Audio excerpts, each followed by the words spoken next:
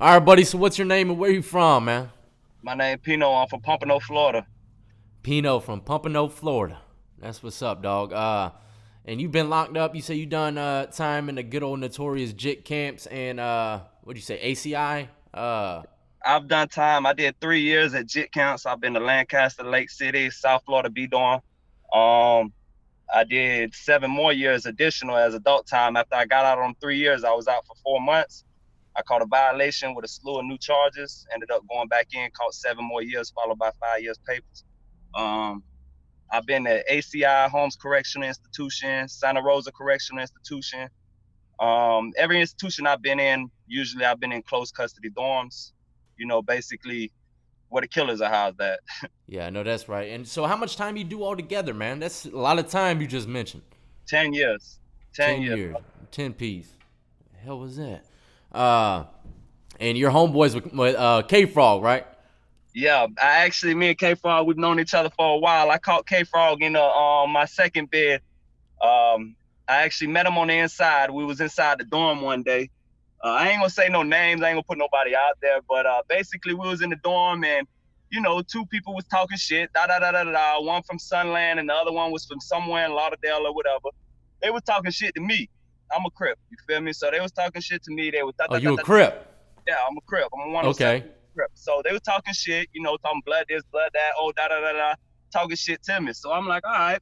So I go to fight one of them, and the other dude actually went to try to jump in and help his homeboy. And as soon as he tried to jump in, K-Frog jumped up and put his shoes on. I didn't know K-Frog at all, bro. Train to Did not go, bro. did not know K-Frog for nothing in the world, bro. He put his shoes on, ran up the top tier, and was gonna grid with me. Basically, he was gonna get there with me, and I did not know him. We talked about it after. He was like, "Bro, I just didn't like any one of them." But that's what's up, man. K Frog, man, he's a character, man. I watch his Instagram. That should be getting me going, bro. Absolutely, absolutely. So, all right, man. So you're a Crip.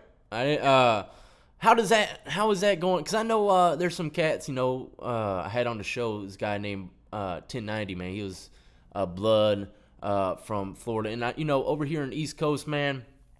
There's a lot of guys that white dudes that do Bloods and Crips and stuff like that, but in Right. certain places, it's not accepted as others, man. Tell me a little bit about your situation, man. Was it All very right. So accepting in there for you basically, being a I, Crip? I mean, no, I've never had it easy being a white Crip. I've never had it easy. I've been on pounds where I stepped foot on the pound. You know what I'm saying? Actually, ACI was one of the pounds. Why? No, I'm sorry, Holmes was it, not ACI. Holmes. I stepped on Holmes Correction Institution pound and had a Crip. One of the heads stepped to me. Oh, this, that, and the third. Ain't no white Crips on this pound. I had to let him know what time it was. From there, basically I put my rank in, put my work in, whatever. You feel me? I had a little pressure with the dude that said wasn't no white Crips on the pound. We went through it. After that, he respected my mind. Um, that was the only pound I really had a problem with it. But 9 times out of 10, every prison compound I've been to in the state of Florida, I've been to more than 5. So everyone I've been to, there are no white bloods on the compound. The bloods make it a strict movement not to have any white people on the compound banging blood. It's just a strict movement. That's their laws and their codes. They don't want no white bloods on the compound. They clean it up.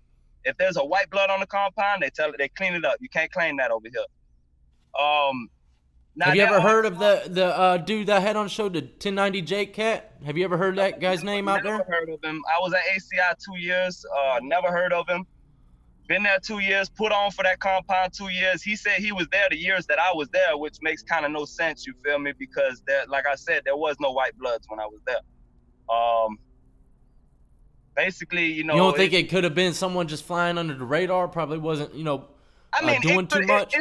it's a possibility he was there. He was at the work camp or something like that, and he was saying he was a blood at the work camp. But if that would have touched a close custody dorm, a white boy going in there saying he was Ola, which is another word for blood, it wouldn't have rocked like that. Period. It wouldn't have Yeah. rocked like that. They would have stepped in, told him that's a no go. And basically, the whole time I was there, I mean, the Olas went to war with the G's one time. Uh, but the majority of the time I was there, it was them going to war with each other. It was cleaning up house. They wanted the whole compound to be east side, so they eliminated the west side. You get what I'm saying? Yeah. And another thing, there, You would think west that side is what it's. Go ahead. I say you would think that the East Side cats would respect these West Side Bloods or whatever, man. You know what I mean? Since they come from the motherland, you know. Right, right, and it's chain gang politics. You know how that goes, man. I've been on compounds where they didn't want no more than 3 sets on one compound. They didn't want nothing but 3 sets. They wanted Insanes, Hoovers, and another set, maybe Rolling Crips on the compound. That was it. If you came to the compound and you was, a different set, bro, it was roll or fold, period. That was more towards jit camp style, you feel me? But a lot of that shit goes up into the adult camps. A lot of that shit plays back up, because, you got jits out there that got 20 years. They start off in the jit camp, you feel me? Yeah. After them 3-4 years and they hit 21, 22, they sending their ass up. 25, they sending their ass up to the adult camp. Yeah. I mean, you'll hear of white Hoovers. You know what I'm saying? Hoover, we're a branch of Crip. You feel what I'm saying? So you're going to hear of white Hoovers. Hoover is the second biggest set. You know what I mean? So we're a pretty big set. So naturally, you're gonna progress. Do you get what I'm saying? Over time, Crips have progressed over time. In the 90s, we progressed to the 2000s to where we started accept. If you were living like that and you grew up in that neighborhood, that's what it's about. It's about your hood. You know what I mean? It's not about, oh, this, that. No, it's about my hood. We banging this shit and we all gonna eat out here. You get what I'm saying? And naturally, late 90s, early 2000s, white people started integrating into the hood. It's poverty. It happens to everybody. You feel me? Yeah. So I kind of grew up on it. You know what I mean? Before I went to prison, I was Crippin'. So, and I was a Florida Crip. You know what I mean? So before you went in, you were doing it. So Absolutely. Okay, so you go into these jit camps, man, and you represent what you're doing, right? Yeah, you're gonna have to put on though. It's not just, you just can't just go there and say you're a Crip and feel like you're safe. That's not gonna happen. You actually have to put on. Well, tell me how it got going for you in those jit camps, man. Was it a rough start or what? 3 Crips. My first time at a jit camp, I fought 3 Crips. I had just went to Lancaster Correctional Institution from South Florida Reception Center, and actually when I got there, they told me, oh, your set, you gotta fold it. Period. There ain't nothing on this compound, ain't no Hoovers on this compound, like I was telling you earlier. They was like, either you gonna roll the IGC or you gonna fold. I don't do no rolling. That's my hood. That's why you feel me? I grew up Hoover. You feel me? I don't do none of that. I don't do that. That's considered something that you shouldn't do, correct? That's considered set tripping. Yeah, you shouldn't do that, bro. Good old set tripping, my friend. You shouldn't set tripping. And FYI, 1090, the word 1090 means set tripping for blood. What? Yeah, that's what it means. That's what it means for the Olas, set tripping. So he running around calling himself set tripping. Maybe it's a cool version of set tripping. I don't know. I don't know, man. A good version or something. I don't know. He's a good look. I've talked to him. I had him on the show quite a bit. He's got a big channel, man. And he has cats that supports him that's still locked up in the Florida system. And that's why I say, even though what you're saying, I don't think you're lying or anything, but maybe he flew under the radar. You just didn't notice him or something like that. You know what I mean? Yeah, that's a possibility. Maybe he was at a work camp or up the hill in an open bay dorm under the radar. That's a possibility, bro. It happens. Prisons are big. You know what I mean? I've been on compounds where there was over 2,000 people on the compound. You can't keep tabs on everybody. Yeah. But you can. What I can say is you can keep tabs on the people that was making noise. And like I said, I was there. I know the people that were making noise. I don't remember that name. So yeah, that's all. I ain't really pretty much on that subject. Yeah. Well, tell me more about this jit camp when you first walked in. Paint the picture for me, man. How was that ride? The vibe ain't really nice. I've been in dorms where when I walked into the dorm, you can feel the tension. I don't know if people know about a sixth sense, but that shit is for real. If there's a lot of tension in the air, if there's 50, 60 in the dorm and all of them want to fight, you're going to feel it. You know what I'm saying? You're going to feel the tension. My first time, I actually threw me in B1, which was the DR squad dorm. They threw me in the DR squad dorm. So I go into the DR squad dorm. And when I go in, the first thing, anybody coming in, I don't care. When you walking down the sidewalk with your bag, coming from orientation, and you got 6 other people behind you with their bags, if somebody don't recognize you or know you, when you get in the dorm, is you bang? No? Break that shit off. Period. That's what it is. If you don't bang and you ain't putting on, break that shit off when you go to the canteen. What if someone says, "Nah, I don't bang, but I'm trying to roll with you, dog. What's up?" Hey, it's a possibility. It happens, bro. And Yeah. they'll test that shit. They'll test it. They'll see where you at. You trying to roll with us? Okay, fight 3 people. You feel me? Let's see how Yeah. you handle that. Let's see how you handle the pressure. And it happens. It happens like that. But basically, when I went into the dorm, you know, I was fresh, you know, fresh out of orientation from South Florida. I go in. First you go to Orange Hats. You stay there in orientation for 2 weeks. Then you hit the compound. So that's what I mean by fresh out of orientation. So they didn't have no room in B2 side. B2 side is where I was supposed to go to wait on the dorm, like E, F, G, H, I, J, K. I was supposed to wait on the dorm. B1 and B2. B1 is DR squad, people who've been in trouble the whole time. And B2 is temporary housing and HO4s where they send them out to other dorms and shit. So they didn't have no room in B2, so they put me in B1. So I go in, the first thing I have is a white boy step to me. You bang? White Yeah, dude, bang. huh? Yeah, bang, I'm low. What's going on? Da, da, da, da. Oh, what set are you? So I let them know what time it is. Oh, you got to roll the IGC, bro. They actually told me, come over here. I went to the corner. They sitting in the bunk beds. It's about 6 of them. Hey, you got to roll the IGC or fold that shit. That's a no-go with me. So long story short, we ended up in the grid. They slid the grid. I fought 3 of them for 36 seconds. I didn't make it 36 seconds. I was on the floor getting stomped. You feel me? That's going to happen. I'm not a bad man. I ain't beating up 3 people. You know what I mean? But long story short, I had home team step in, break it up while they were stomping me. I had home team step in because they seen I had a B on my tag, which means I'm from down south. And a couple people knew me. I'm from Pompano. So Pompano is very small. So if you see somebody and you know them from the street, you know what I mean? You're not going to let them get beat down. Yeah. After that, they kind of respected my mind, you know, and I spent about 7 months on that compound before we got into a war. We actually got into the war with the, I ain't even going to say who, because I ain't going to put no controversy out there. We got into a war, long story short, 46 people out of a 62-man dorm got shipped. I was part of that 46 people. There was a riot or whatever, and then I got shipped to Lake City. Lake City. Yeah, EOS. And this is another JIT camp? That's another JIT camp. And how was this? When I went to Lake City, I was close custody, so I was wearing red. It ain't all that. It's pie. Compared to other camps, it's pie. It ain't all that. I mean, okay. You're going to have to fight and prove yourself. You get what I'm saying? But it really ain't all that, what it's turned out to be. Well, what was your worst or scariest situation throughout the JIT camps, if you were to pick one, man? The scariest situation, to pick one, to be honest, I've never had an actual inmate put fear in my heart. But I did have the police put fear in my heart. Really?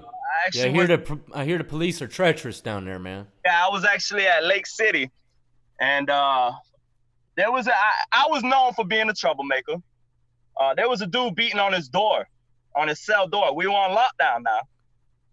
I was already on strips, because when they put me in confinement, they put me on strips. They were like, no, you're on property restriction. I had no mat. I had no boxers. I had nothing. I was on a concrete slab for 72 hours until the warden okayed me to get my property back. Yeah. Damn.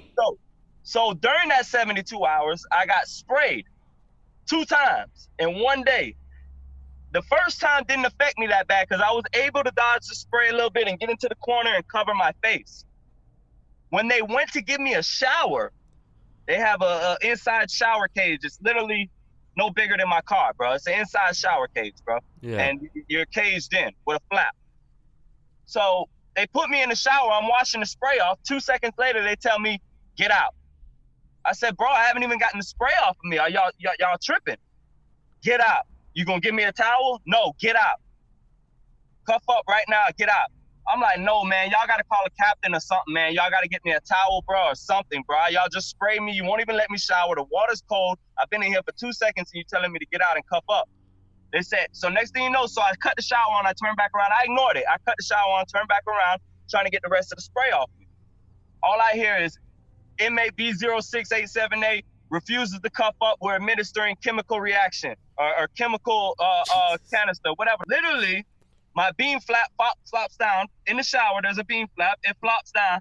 And I turn around. I'm like, no, y'all, because I know that sound. That means they're about to spray me. That means they're putting it on camera and they're about to spray me. Right? So I literally turn around and look. As I turn around and look, I'm like, no, I'm going to cuff up. Shh. They painted my whole face orange. That must have been the worst experience of my life. Not just a prison, of life, period.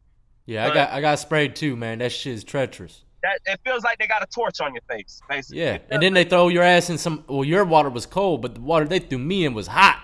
So I I felt like my skin was on fire, man. right, You right. know. They literally threw me in a cell and that had no running water, nothing. I'm dumping water out the toilet on my face and then standing under the AC vent like this. Then going back to the toilet under the AC vent. And you didn't have no water run from your sink, you said? No running, they cut it off. Damn, dog. Cut the running water off. Ladies and gentlemen, y'all know it was hurting him if he had to get some damn Toilet water. toilet water on his face because he didn't have nothing else, man. You know, Toilet that's water. treacherous, man. That's on God, bro. And I was doing it for a half hour. Toilet water splash under the vent. Toilet water splash under the vent. Only way to cool you down, bro. It literally feels like you got a lighter to your skin. Yeah, I couldn't see for 45 minutes. yeah. Literally, It's I was treacherous, feeling my man. way to the toilet. At the JIT camps, it's more people TOHing you, testing that hard. Yeah, If they could get some canteen out of you, you have to be careful at an adult camp, bro, because and they feel like you sweet and they feel like they can take that, they will, bro. That happens, bro. I was at a camp, I was at ACI. Its nickname was Gay CI, bro. Literally, 90% of the compound had a life sentence, and 90% of the compound was either a gang member or gay. Period. damn. Yeah, Virginia had a lot of stuff like that too, man. You know, with this shit I seen out in the open. Like I said, man, I could see someone get shanked. No biggie, you know? I mean, it ain't gonna really affect me too much. It might affect me a little bit, depending on how bad it was, but some of the shit like that I seen, man, people out there just doing sexual activities in the broad daylight in the yard, man, and you see Yeah. this shit like all the It's time, it's and it's a whole nother world, bro. It's a whole it's nother crazy. world. It's a whole nother world, man. That's exactly what it is. You know, and it's just something that you have to adapt to. You have to, you know, if you happen to see that, turn your head, bro. It's none of your Yeah, business. just keep it Gun it moving, down the man. officer, bro. It's none of your business. All right, so you leave the JIT camps, man, and you go into where? When I left JIT camp, I EOS from JIT camp. When I did the 3 years, I Uh-huh. went from South Florida Reception Center, B-Dorm, from B-Dorm to Lancaster. From Lancaster, I did about 6-7 months, I don't remember, there, and then went to Lake City. All in all, I did 3 years, and I EOS from Lake City. When I got out, about 4 or 5 months later is when I caught the new charges and went back in, went to South Florida, went through the whole bit again, caught 7 years, went through the whole trials and tribulations again, basically. Okay. And